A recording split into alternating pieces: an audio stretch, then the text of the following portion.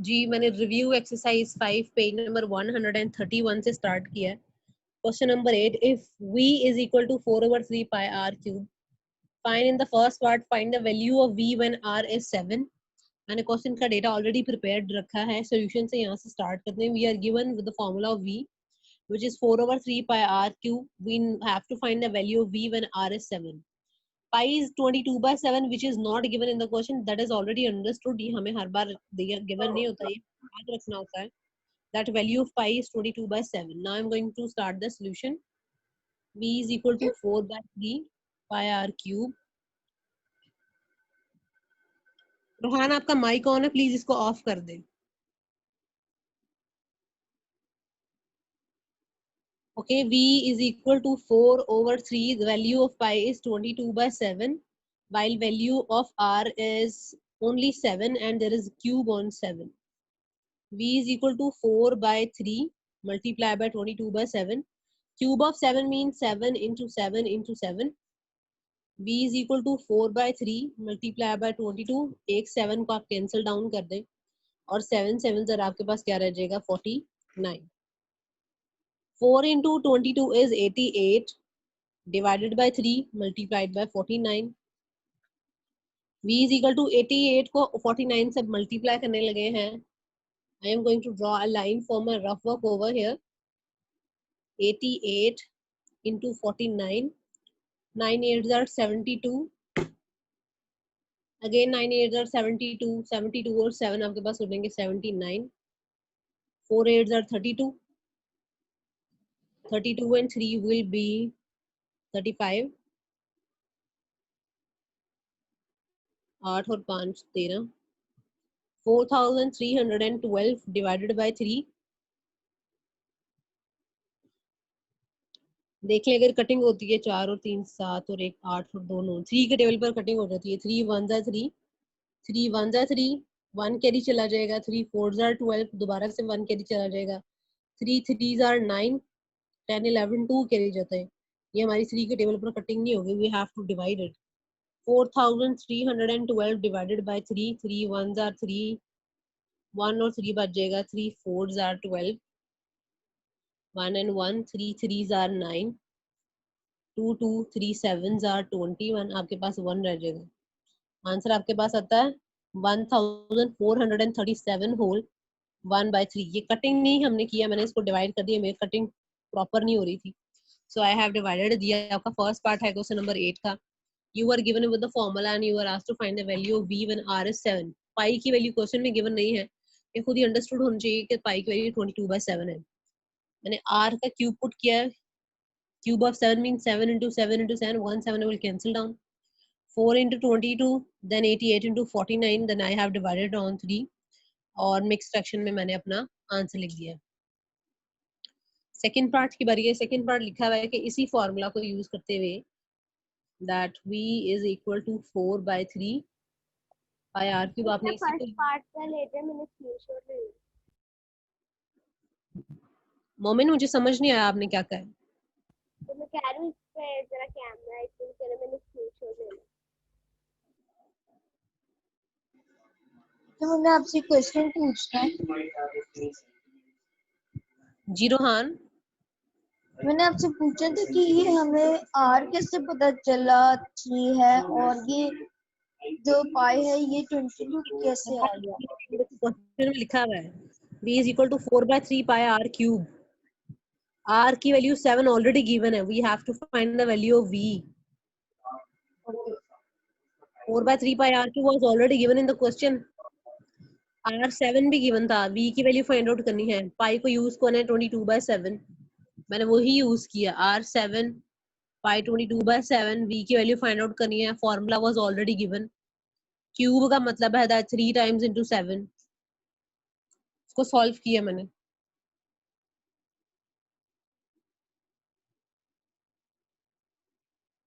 Okay, in the second part, using the same formula, you have to find the value of r when v is 113 whole 1/7। आपने r की value find out करनी है। मैं solution start करती हूँ। v is equal to 4/3 pi r cube। v की value क्या जी 113 whole 1/7, 4/3 पाई की वैल्यू दोबारा से 22/7 and we don't have the value of r. 133 को 7 से मल्टीप्लाई करके इसमें 1 ऐड करना है. So 133 into 7, 7 3s are 21, 7 1 is 7 and 2 9, 791 plus 1 करेंगे तो 792 divided by 7 is equal to, it will be 88, and 3 7s are 21 multiplied by r cube. 7902 divided by 7, 88 is being multiplied with the variable on this side, it will be divided. 21 divide हो रहा है इस तरफ आकर क्या हो जाएगा, multiply. In short ये जो फ्रैक्शन है, when you will take this fraction on the left side of the equation, ये फ्रैक्शन आपकी इन्वर्ट हो जाती है. 21 ऊपर आ जाता है और 88 नीचे आ जाता है. 7 1s are 7 and 7 3s are 21, 2 4s are 8, 2 4s are 8, 2 3s are 6, 1 carry, 2 9s are 18, 1 carry, 2 6s are 12. दोबारा से आपकी कटिंग हो जाती है. 2 2s are 4, 2 2s are 4, 2 1s are 2, 1 carry, 2 9s are 18 and 2 8s are 16. एक बार फिर से आपकी कटिंग हो रही है. मेरे ख्याल से हमें 11 के टेबल पर ही 11 रहने दें. 2 पे कर लें. 2 1s are 2, 2 1s are 2, 2 9s are 18, 1 carry, 2 9s are 18, 11 1s are 11 और 11 9s are 99, 9 3s are आपके पास बचा पीछे is equal to r cube, 9 3s are is 27 is equal to r cube. अब r क्यूब है, हमें r की value चाहिए, तो हमें दोनों तरफ क्या लेना पड़ेगा, cube root.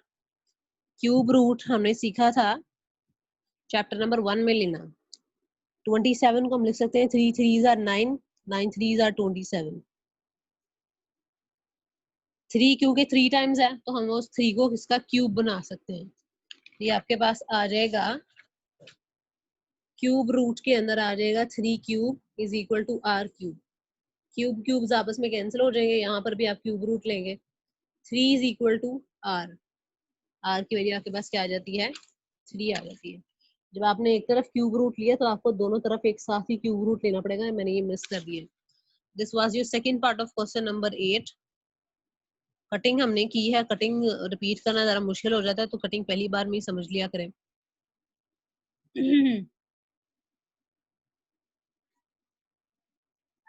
This is your second part of question number 8. Last पे आके हमने क्यूब रूट लिया. क्यूब रूट आप चैप्टर नंबर 1 में सबसे पहला काम आपने क्यूब रूट लेना ही सीखा था using prime factorisation. This is the last two steps of question number 8 second part. Okay, now moving towards the question number 9. Question number 9 में आपको कहता है that n minus 2y is equal to 3y minus n divided by m. Find the value of n. हमें n की value find out करनी है when y is 5 and m is minus 3. n minus 2y is equal to 3y minus n divided by m. Find the value of n when y is 5 and m is minus 3. Values put करते जाते हैं, solution लिखते हैं. n minus 2y is equal to 3y minus n divided by m. n की value नहीं है हमारे पास. minus 2 value of y is 5. 3 into 5 minus, we don't have value of n while value of m is minus 3. n minus 10 is equal to 3 5s are 15 minus n divided by minus 3. ये divide हो रहा है, left side पे आके multiply हो जाएगा. minus 3 into n minus 10, 15 minus n, minus 3n minus minus plus 3 10s are 30 is equal to 15 minus n. अब ये minus 3n और ये minus n, these two are like terms, so I want to take these terms on one side of the equation. So I'm going to take minus 3n on the other side. This is minus 3n. When you will take this on the right side, it will be added. So आपके पास आ जाएगा 30 is equal to 15 minus n plus 3n आपके पास आ जाएगा. 30 is equal to 15 minus 3 और ये क्या हो जाएगा, plus 3n हो जाएगा. A sign of any number is always written before it because if there is no sign before 15, which means that 15 is a positive number. So when you will take this on the left side, it will be a negative number. Minus n plus 3n. 30 minus 15 is 15.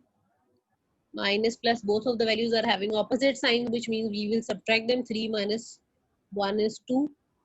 Sign of greater value is 3, that is having plus, so no need to write plus. 2 is being multiplied with a variable, so when you will take this on the left side, it will be divided.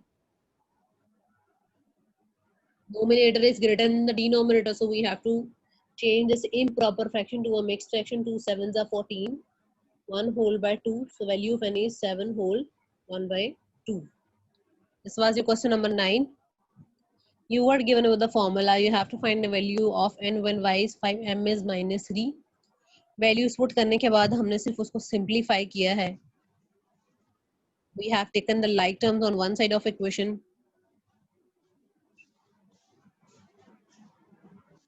and taken out the value of n, which is 7 whole 1 by 2.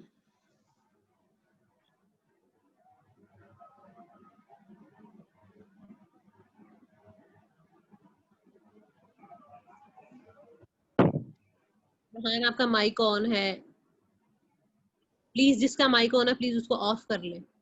अपने अपने mics check करें, जिसका mic on है please उसको off कर ले.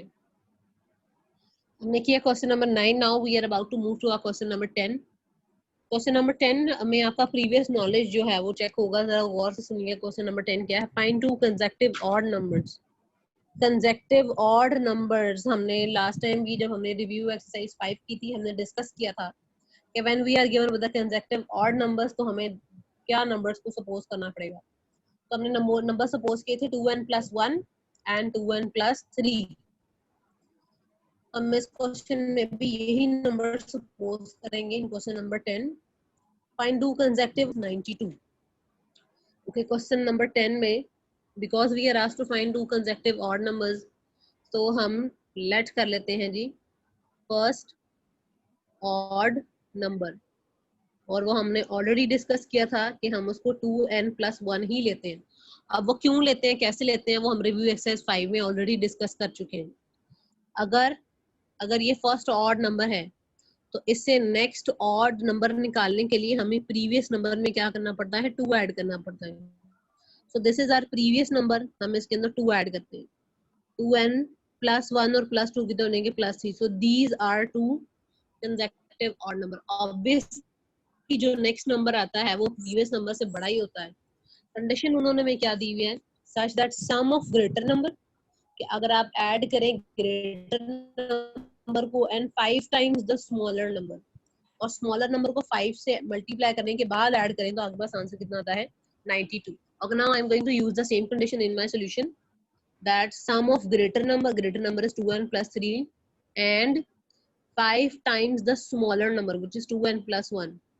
अगर आप इन दो नंबर्स को सम अप करते हैं, that is why I have used the sign of plus, because we are asked to sum up these numbers. When I do the sum up of these numbers, the answer is 92. दोबारा से condition सुन लें कि condition आपके पास कैसे बनी है. sum of greater number and 5 times the smaller number is 92. Okay, अब हम इसको सॉल्व करते हैं. 2n plus 3, first I need to solve these brackets. 5 2s are 10 plus 5 1s are 5 is equal to 92. 2n plus 10n will be 12n. 3 plus 5 will be 8 is equal to 92. Because 8 is a positive number, so on the right side it will be treated as a negative number. It will be 84, I think. Yes. Now there is no mathematical operation between 12 and n, which means they both are being multiplied. So when you will take this 12 on the other side, it will be divided. 84 divided by 12. 12 sevens are 84. So value of n is 7. आपके पास n की value क्या आ गई? 7. लेकिन यहाँ पर आपका question खत्म नहीं होता, क्योंकि हमने n की वैल्यू नहीं निकालनी थी. We were asked to find those consecutive odd numbers. हमने ये odd numbers निकालने. अब हम n की वैल्यू इन numbers में पुट करेंगे. Our first odd number was 2n plus 1, which means 2 into 7 plus 1. 2 sevens are 14 plus 1 is 15. एक odd आ गया. Next odd number हमने क्या suppose किया हुआ था? 2n plus 3. So 2 into 7 plus 3, 2 7 are 14 plus 3 is 17. तो देखिए 15 और 17 कंसेक्टिव भी हैं और ऑड नंबर्स भी हैं. 15 और 17 दो कंसेक्टिव ऑड नंबर्स हैं. तो यही कंडीशन थी हमारी कि दो कंसेक्टिव ऑड नंबर्स ही होंगे. तो यहाँ से हमें पता चला कि हमने सवाल बिल्कुल ठीक सॉल्व किया. This was your question number 10.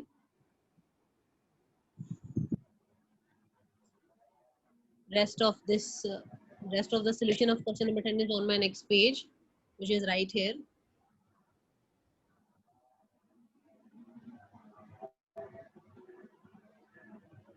Excuse me, teacher. Yes, I have a Rohan. question. Teacher मैंने आपसे पूछना था कि जी रोहन. 7 12 प्लीज आप इसको सेकंड दिखा दीजिए. 7 12 जो 7 12 से कैसे कटता है? 7 12 से नहीं कटा, मैंने 84 को 12 पे डिवाइड किया है. 12 ones are 12 and 12 sevens are 80. After division I got 7. Okay. Anything else, Rohan? No. Teacher ji इसका अगला पार्ट दिखा देंगी. नंबर 10 का ही. जी ये क्वेश्चन नंबर 10 है. ये इसका हाफ है और ये हाफ यहाँ पे है मेरे पास. आई डोंट नो, आप अगला पार्ट शायद मेरे ख्याल से इसी को कह रहे हैं.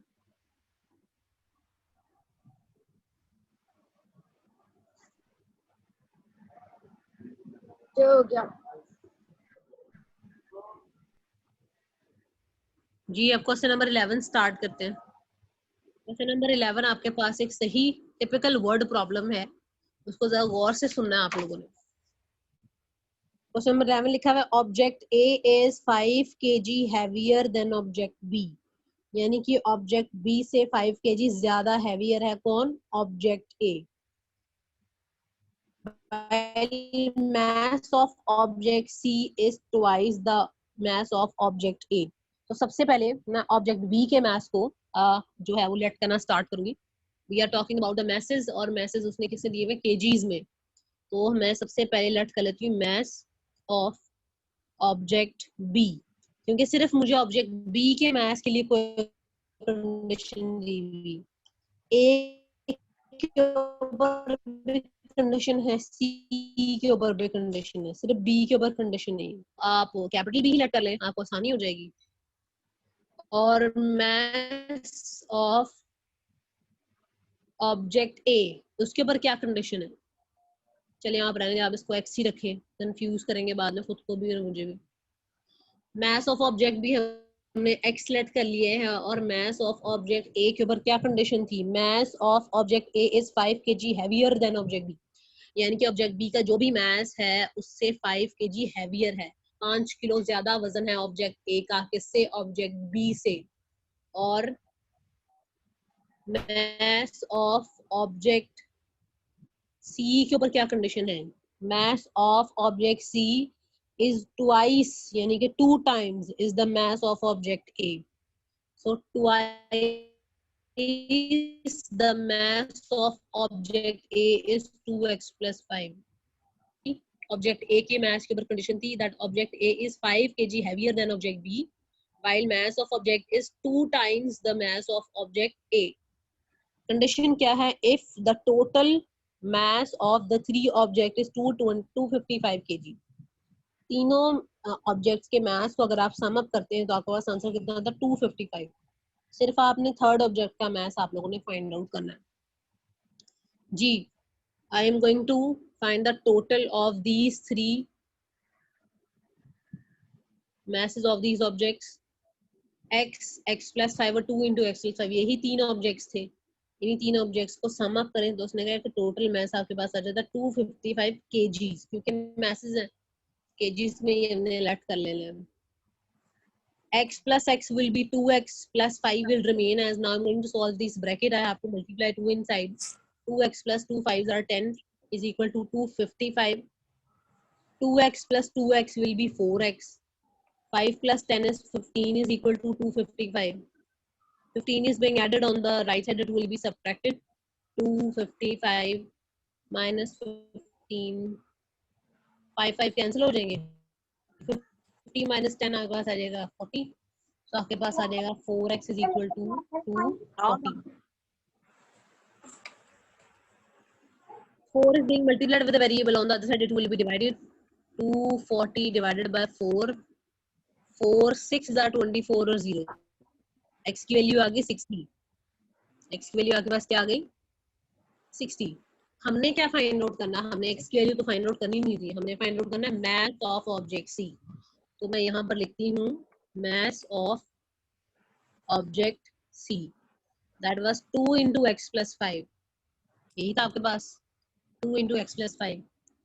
So 2 into value of x is 60 plus 5, 2 into 65, 65 2s are 60 और 60 120 और 10 आपके पास हो जाएंगे 130.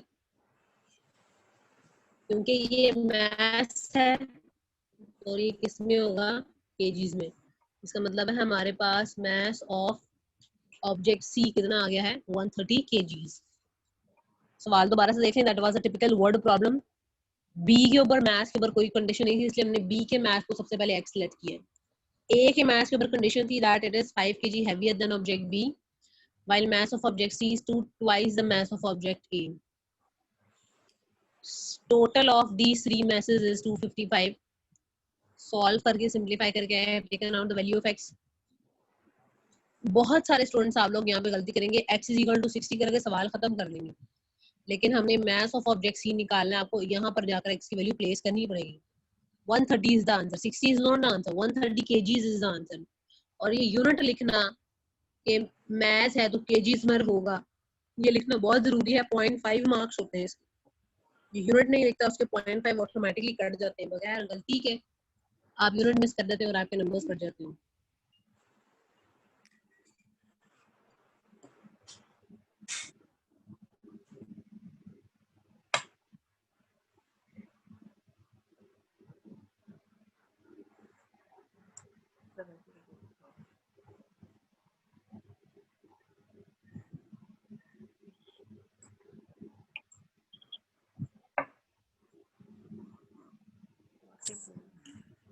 आखिरी सवाल आज हम करते हैं, that is our question number 12. Ages से रेलेवेंट क्वेश्चन है.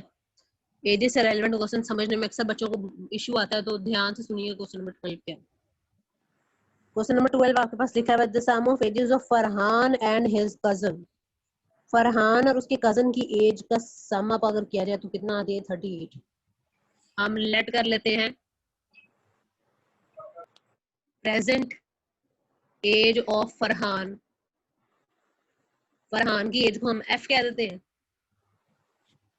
और present age of cousin, cousin की प्रेजेंट एज को हम c ही कह देते हैं.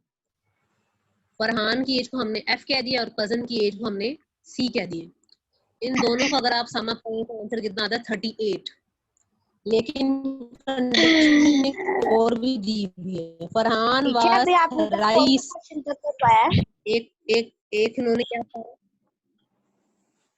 मैंने अभी आपको क्वेश्चन नंबर 11 सॉल्व करवाया. आपने कौन सा क्वेश्चन नंबर 12 कर रहे हैं,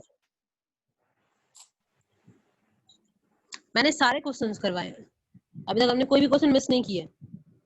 मैं इस पेज का आखिरी सवाल करने लगी हूँ, हमने कोई भी सवाल मिस नहीं किया, सारा पेज हमने किया. Okay teacher. कंडीशन हमें क्या दी है कि फरहान और उसके कजन की टोटल एज अगर आप करें तो कितनी आती है 38. दोनों की एजेस को ऐड करें तो कितना आंसर आता है 38. लेकिन एक और कंडीशन भी दी गई है कि 7 years ago, 7 साल पहले, 7 साल पहले फरहान की एज में से 7 अपने आप माइनस हो जाएगा.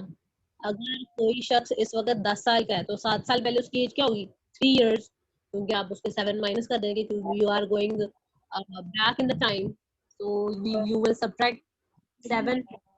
और अगर कोई इस वक्त 20 7 साल पीछे जा रहा है तो उसकी एज इसका माइक ऑफ कर दें. अब्दुल और अहमद प्लीज अपने माइक ऑफ कर दे।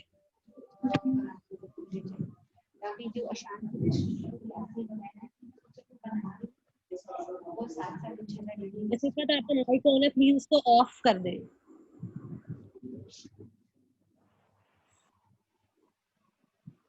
फातिमा प्लीज इस बात का ख्याल रखा करें, जिसका माइक ऑन है उसको ऑफ किया करें। जी, we were talking about 7 years before the age of Farhan and his cousin, क्योंकि हम 7 साल पहले की बात कर रहे हैं, तो दोनों की एजेस में से 7 माइनस हो जाएगा। 7 साल पहले फरहान की एज क्या हो जाएगी? अब हम यहाँ पर लिखते हैं कि जी 7 years ago, 7 years ago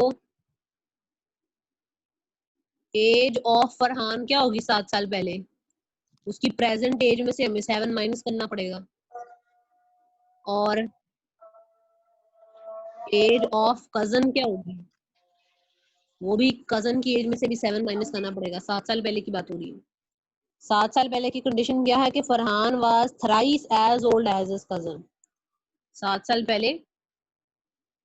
साल पहले Farhan was thrice as old as his cousin. Farhan was thrice as old as his cousin. अब हम इसी क्वेश्चन को क्या करते हैं? सिंप्लीफाई।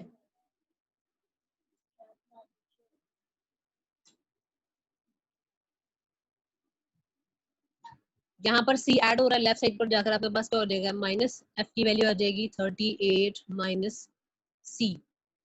अब हम इस इक्वेशन को सिंप्लीफाई करते हैं। f minus 7 is equal to 3 into C minus 7।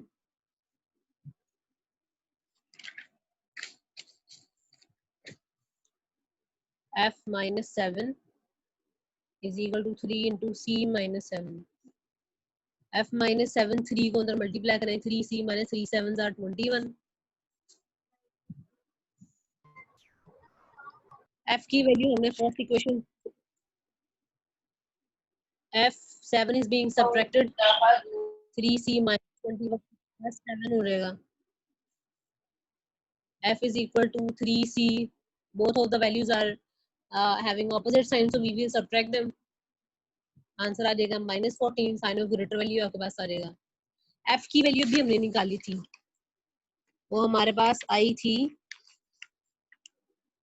38 minus C. f की वैल्यू हमारे पास क्या थी? 38 माइनस सी। तो f की जगह पे मैं क्या लिख देती हूँ? 38 माइनस सी, और ये 3c माइनस 14 बिल्कुल वैसे ही। 14 is having नेगेटिव साइन, ये प्लस हो जाएगा। 3c, c is having negative sign, ये प्लस में चेंज हो जाएगा। 3 और 1 4 और 1 5, और यहाँ पर आ जाएगा 4c। 52 divided by 4 is equal to c। 13 is equal to c। हमारे पास c कजन की एज कितनी आ गई है? 13।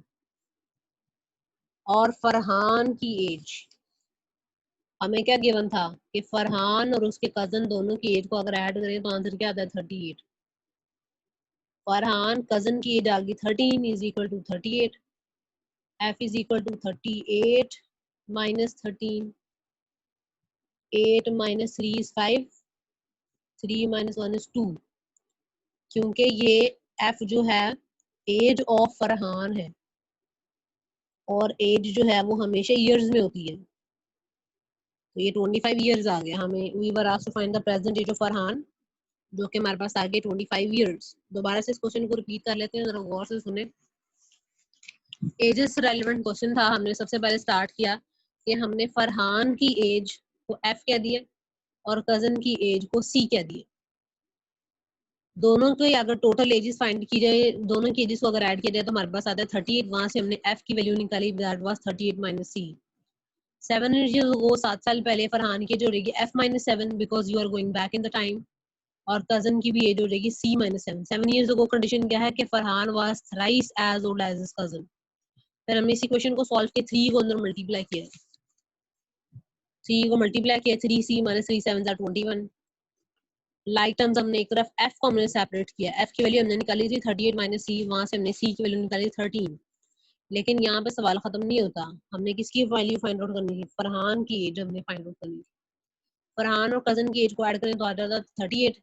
कजन की एज आ गई 13 ईयर्स। ऐड हो रहा है, सब्ट्रैक्ट करें, फरहान की एज आपके पास कितनी आ जाएगी? 25 ईयर्स। ये आपका सवाल खत्म हो जाता है यहाँ पे।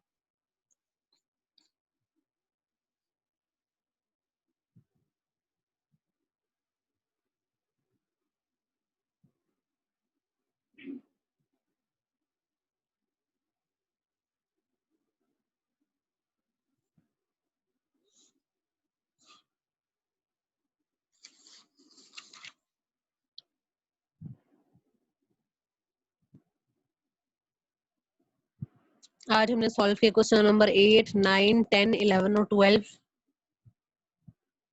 5 सवाल हमने आज हल किए। पांचों के पांचों में आपको 1 बाय 1 शो करती हूँ।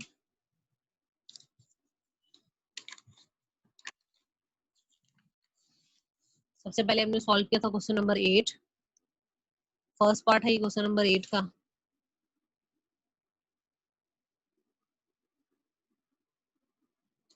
Then second part of question number 8।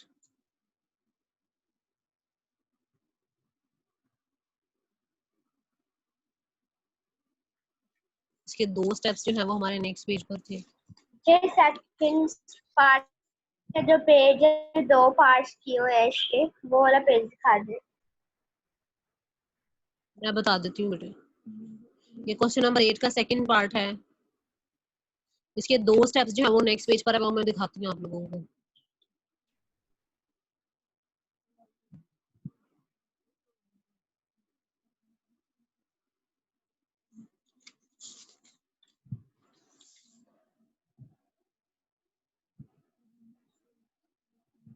ये क्वेश्चन नंबर 8 के सेकंड पार्ट के लास्ट 2 स्टेप्स हैं। Then we are having question number 9।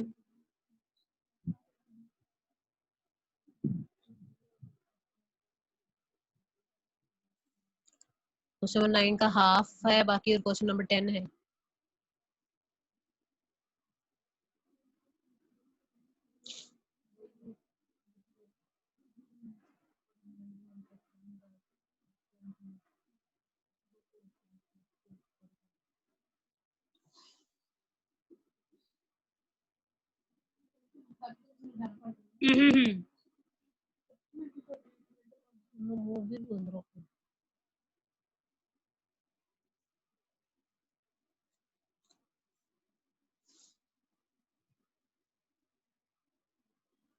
Last question number 12 है आपके पास।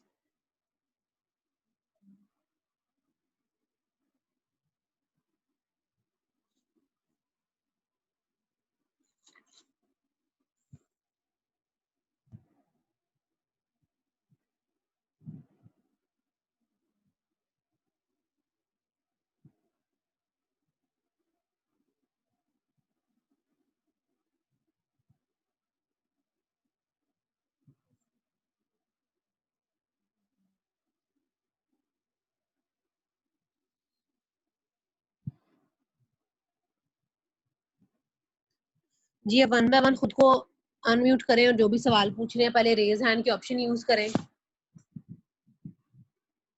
पहले रेज हैंड के ऑप्शन यूज करें, उसके बाद जो भी सवाल है आपके पूछते जाए। रोहान, उमर नूर शमसी, मोहम्मद बिन फैसल, अहमद रजा, अपना माइक अपना कैमरा ऑन रखें। क्लास 6 में से अब जिसने जो भी सवाल पूछना है पहले रेज हैंड के ऑप्शन यूज करें, उसके बाद जो भी सवाल है वो पूछे। मोहम्मद बिन फैसल और अहमद रजा, आप दोनों के कैमराज ऑन नहीं हुए। जी मोमिन सवाल पूछे। मोमिन पहले अपना माइक ऑन करें। ये पूछना है टीचर, मैंने सवाल पूछना ये क्या पूछना है पूछना कि है? आप ये होमवर्क कब ये सारा होमवर्क रिव्यू एक्सरसाइज का 12th तक कब चेक होगा? बेटे आपको इसके ना शेड्यूल आ जाएगा इसके बारे में। इसका जो शेड्यूल है वो मैं आपको फोन कर दूंगी कि कब चेक करना है।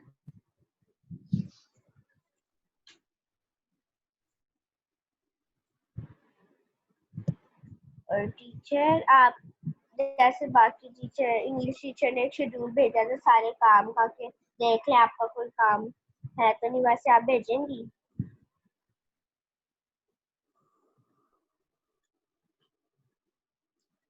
और मोमेंट मैं इसके बारे में ना चेक करके आपको बताऊंगी।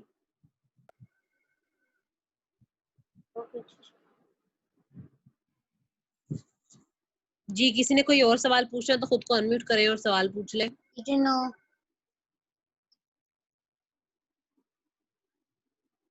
किसी का कोई पार्ट मिस हो गया है तो भी सवाल पूछ ले। किसी का कोई स्क्रीनशॉट, उमर नूर शमसी, आपने सारे सवाल नोट किए, कोई चीज मिस तो नहीं हो गई आपकी?